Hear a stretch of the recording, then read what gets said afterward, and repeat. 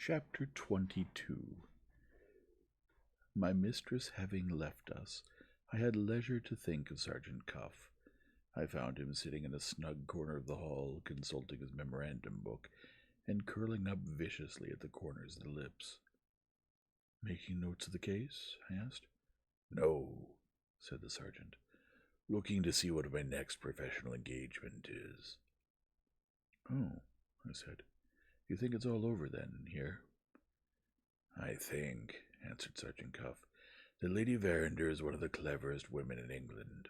I also think a rose much better worth looking at than a diamond. Where's the gardener, Mr. Betteredge?" There was no getting a word more out of him on the matter of the Moonstone. He had lost all interest in his own inquiry, and he would persist in looking for the gardener. An hour afterwards, I heard them at high words in the conservatory, with the dog Rose once more at the bottom of the dispute. In the meantime, it was my business to find out whether Mr. Franklin persisted in his resolution to leave us by the afternoon train. After having been informed of the conference in my lady's room, and of how it had ended, he immediately decided on waiting to hear the news from Frizinghall. This very natural alteration in his plans, which with ordinary people would have led to nothing in particular, proved, in Mr. Franklin's case, to have one objectionable result. It left him unsettled, with a legacy of idle time on his hands, and in so doing it let out all the foreign sides of his character, one on the top of another, like rats out of a bag. Now, as an Italian Englishman, now as a German Englishman, and now as a French Englishman, he drifted in and out of all the sitting rooms in the house, with nothing to talk of but Miss Rachel's treatment of him, and with nobody to address himself to but me. I found him, for example, in the library, sitting under the map of modern Italy, and quite unaware of any other method of meeting his troubles except the method of talking about them. I have several worthy aspirations, Betteredge, but what am I to do with them now?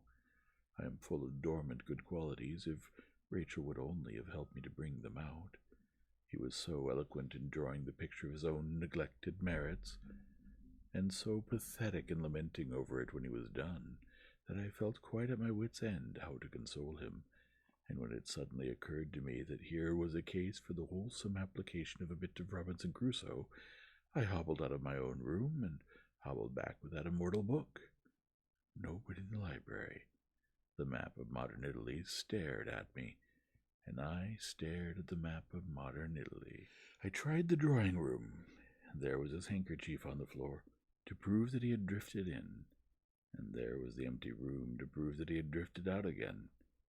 I tried the dining-room, and discovered Samuel with a biscuit and a glass of sherry, silently investigating the empty air. A minute since, Mr. Franklin had rung furiously for a little light refreshment. On its production, in a violent hurry, by Samuel, Mr. Franklin had vanished before the bell downstairs had quite done ringing with the pull he had given to it. I tried the morning-room, and found him at last. There he was at the window, drawing hieroglyphics, with his finger in the damp on the glass. "Your sherry is waiting for you, sir," I said to him. I might as well have addressed myself to one of the four walls of the room. He was down in the bottomless deep of his own meditations, past all pulling up. "How do you explain Rachel's conduct, Betteredge?" was the only answer I received. Not being ready with the needful reply, I produced Robinson Crusoe, in which I am firmly persuaded some explanation might have been found if we had only searched long enough for it. Mr. Franklin shut up Robinson Crusoe, and floundered into his German-English gibberish on the spot.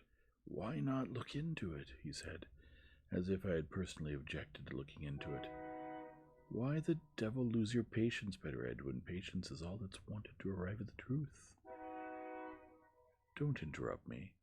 Rachel's conduct is perfectly intelligible, if you will only do her the common justice to take the objective view first, and the subjective view next, and the objective-subjective view to wind up with. What do we know? We know that the loss of the Moonstone on Thursday morning last threw her into a state of nervous excitement from which she has not recovered yet. Do you mean to deny the objective view so far? Very well, then. Don't interrupt me. Now, being in a state of nervous excitement, how are we to expect that she should behave as she might otherwise have behaved to any of the people about her? Arguing in this way, from within and outwards, what do we reach? We reach the subjective view.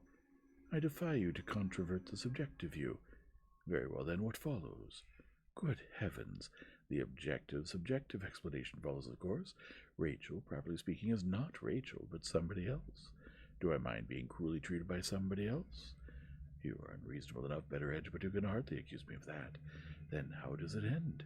It ends, in spite of your confounded English narrowness and prejudice, in my being perfectly happy and comfortable.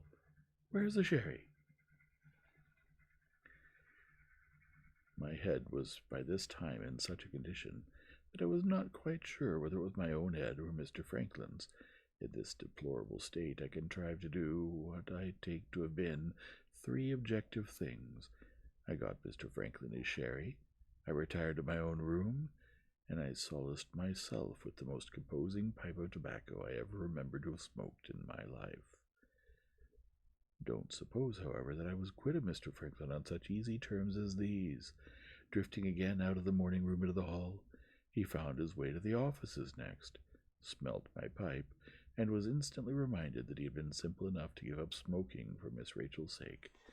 In the twinkling of an eye he burst in on me with his cigar case, and came out strong on one of the everlasting subject in his neat, witty, unbelieving French way.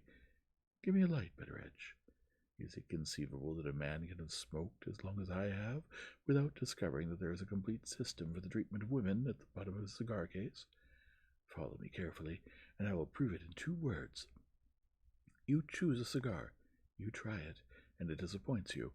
What do you do upon that? You throw it away and try another. Now observe the application.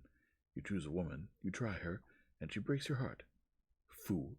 Take a lesson from your cigar case, throw her away, and try another. I shook my head at that. Wonderfully clever, I dare say, but my own experience was dead against it. At the time of the late Mrs. Betteredge, I said, I felt pretty often inclined to try her philosophy, Mr. Franklin.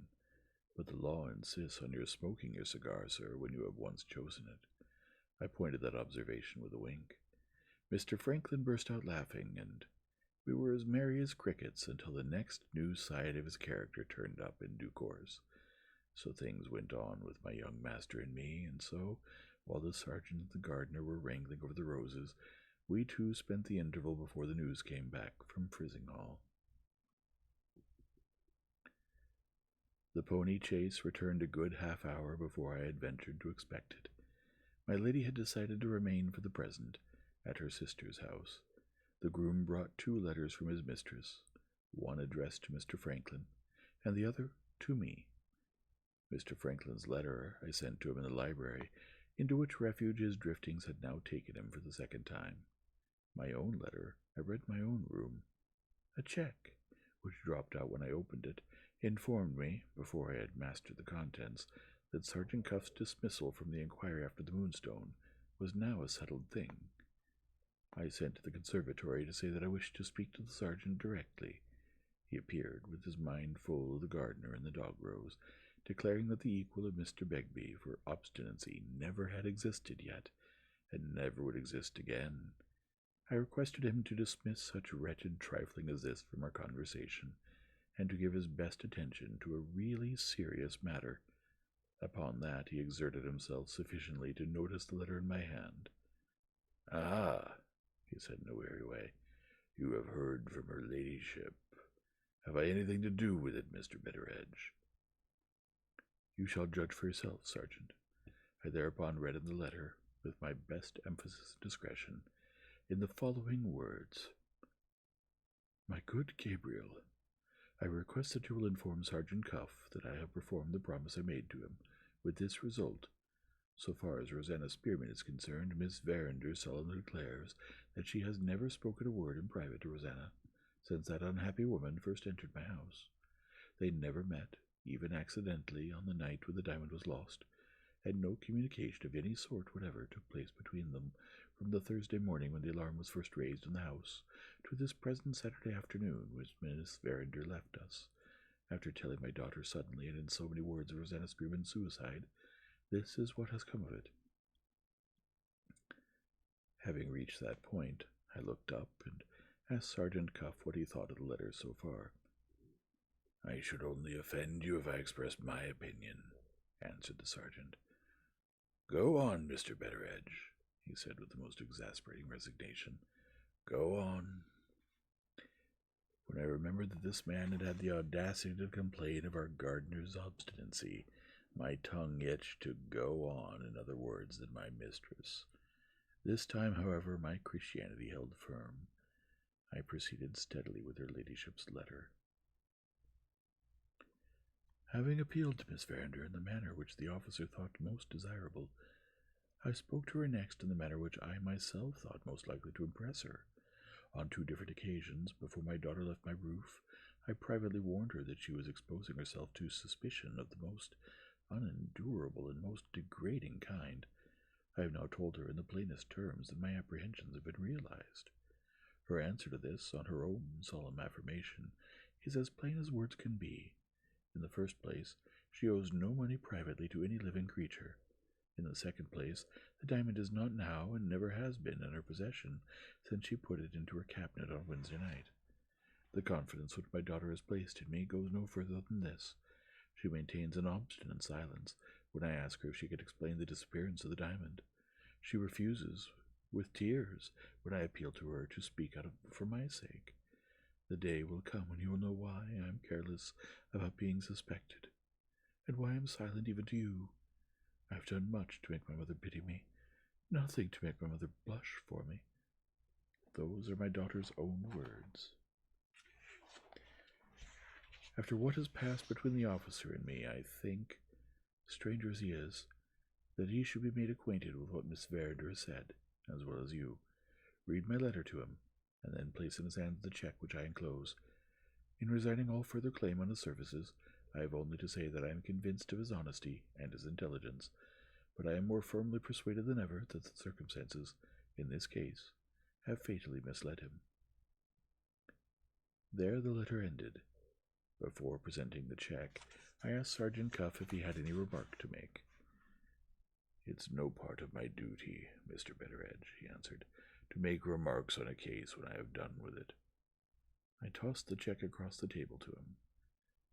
"Do you believe in that part of her ladyship's letter?" I said indignantly. The sergeant looked at the check and lifted up his dismal eyebrows in acknowledgment of her ladyship's liberality. "This is such a generous estimate of the value of my time," he said, "that I feel bound to make some return for it.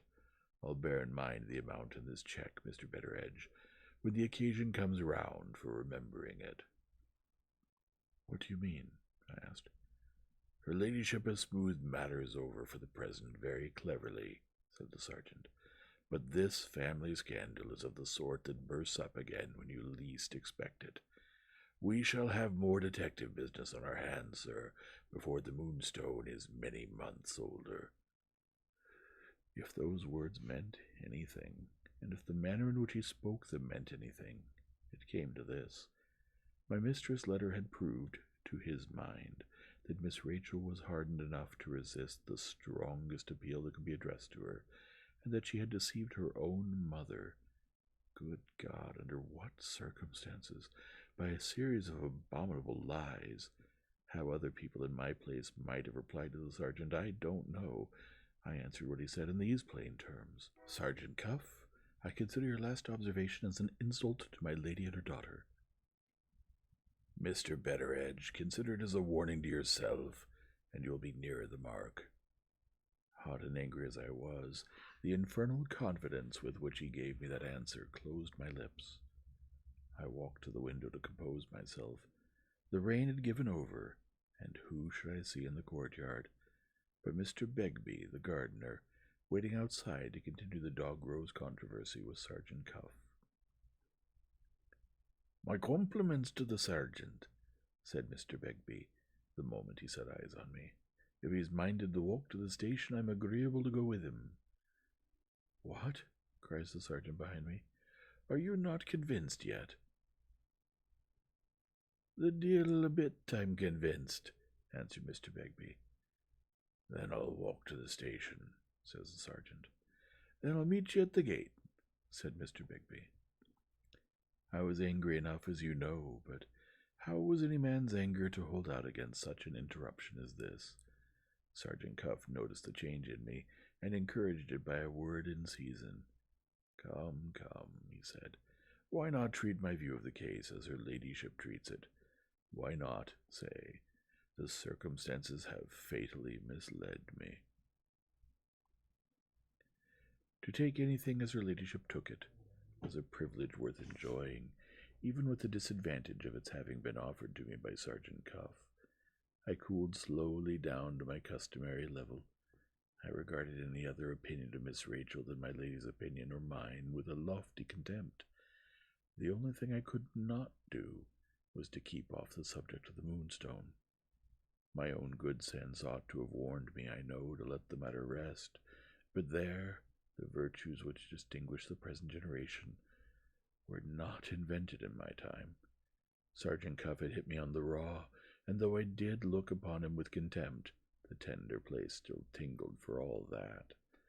The end of it was that I perversely led him back to the subject of her ladyship's letter. I am quite satisfied myself, I said, but never mind that. Go on, as if I was still open to conviction. You think Miss Rachel is not to be believed on her word, and you say we shall hear of the Moonstone again. Back your opinion, Sergeant, I concluded in an airy way. Back your opinion. Instead of taking offense, Sergeant Cuff seized my hand and shook it till my fingers ached again. I declare to heaven, says this strange officer solemnly, I would take to domestic service tomorrow, Mr. Betteredge, if I had a chance of being employed along with you. To say you are as transparent as a child, sir, is to pay the children a compliment which 9 out of 10 of them don't deserve. There, we won't begin to dispute again. You shall have it out of me on easier terms than that. I won't say a word more about her ladyship, or about Miss Verinder. I'll only turn prophet for once in a way, and for your sake. I have warned you already that you haven't done with the Moonstone yet. Very well. Now I'll tell you at parting of 3 things which will happen in the future, and which I believe will force themselves on your attention, whether you like it or not. Go on, I said, quite unabashed, and just as airy as ever. First, said the sergeant, you will hear something from the Yollands when the postman delivers Rosanna's letter at Cobb's Hole on Monday next. If he had thrown a bucket of cold water over me, I doubt if I could have felt it much more unpleasantly than I felt those words. Miss Rachel's assertion of her innocence had left Rosanna's conduct, the making the new nightgown, the hiding the smeared nightgown, and all the rest of it, entirely without explanation, and this had never occurred to me till Sergeant Cuff forced it on my mind all in a moment. In the second place, proceeded the sergeant, you will hear of the 3 Indians again. You will hear of them in the neighborhood if Miss Rachel remains in the neighborhood. You will hear of them in London if Miss Rachel goes to London. Having lost all interest in the 3 jugglers, and having thoroughly convinced myself of my young lady's innocence, I took this second prophecy easily enough. So much for 2 of the 3 things that are going to happen, I said. Now for the third? Third and last, said Sergeant Cuff. You will, sooner or later, hear something of that moneylender in London whom I have twice taken the liberty of mentioning already. Give me your pocketbook, and I'll make a note for you of his name and address, so there may be no mistake about it if the thing really happens. He wrote accordingly on a blank leaf, Mr. Septimus Luker, Middlesex Place, Lambeth, London. There, he said, pointing to the address, are the last words on the subject of the Moonstone, which I shall trouble you with for the present. Time will show whether I'm right or wrong. In the meanwhile, sir, I carry away with me a sincere personal liking for you, which I think does honor to both of us. If we don't meet again before my professional retirement takes place, I hope you will come and see me in a little house near London, which I have got my eye on. There will be grass walks, Mr. Betteredge, I promise you, in my garden. And as for the white moss rose, the deil a bit ye'll get the white moss rose to grow, unless ye had bit him on the dog rose first, cried a voice at the window. We both turned round. There was the everlasting Mr. Begbie, too eager for the controversy to wait any longer at the gate. The sergeant wrung my hand and darted out into the courtyard, hotter still on his side. Ask him about the moss rose when he comes back, and see if I've left him a leg to stand on, cried the great Cuff, hailing me through the window in his turn. Gentlemen both, I answered, moderating them again as I had moderated them once already, in the matter of the roses. There is a great deal to be said on both sides. I might as well, as the Irish say, have whistled jigs to a milestone. Away they went together, fighting the battle of the roses without asking or giving quarter on either side. The last I saw of them, Mr. Begbie was shaking his obstinate head, and Sergeant Cuff had got him by the arm like a prisoner in charge. Ah, well. Well, I own I couldn't help liking the sergeant, though I hated him all the time. Explain that state of mind if you can. You will soon be rid now of me and my contradictions. When I have reported Mr. Franklin's departure, the history of the Saturday's events will be finished at last, and when I have next described certain strange things that happened in the course of the new week, I shall have done my part of the story, and shall hand over the pen to the person who is appointed to follow my lead. If you are as tired of reading this narrative as I am of writing it, Lord, how we shall enjoy ourselves on both sides a few pages further on.